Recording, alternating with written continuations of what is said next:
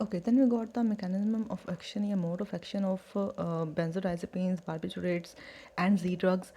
तो अगर sedative hypnotics की मोड ऑफ एक्शन या मैकेनिज्म ऑफ एक्शन की बात की जाए, इन तीनों का similar he mechanism of action. ये तीनों ही ड्रग्स इन्वॉल्व करती हैं गाबा ए रिसेप्टर को, ठीक है, और गाबा न्यूरोट्रांसमीटर को, सही है।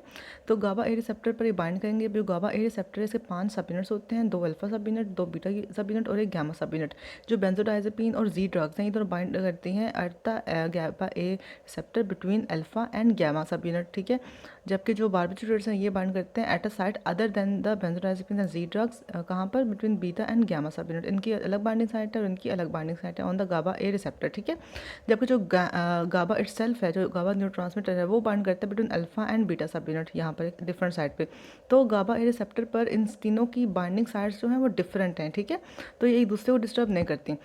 अब मैकेनिज्म ऑफ एक्शन ये होता है कि इन्होंने ना कॉज करानी होती है मेम्ब्रेन हाइपरपोलराइजेशन। जो गाबा का इटसेल्फ भी एक्शन है ना, वो मेम्ब्रेन हाइपरपोलराइजेशन है, ठीक है।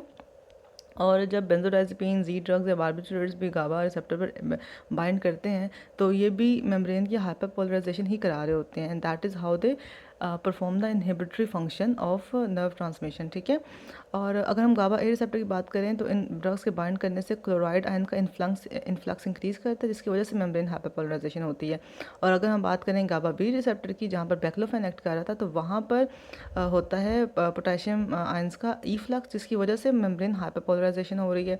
तो membrane hyperpolarization is the mechanism of action of benzodiazepine, Z drugs and barbiturates by binding on the GABA receptor.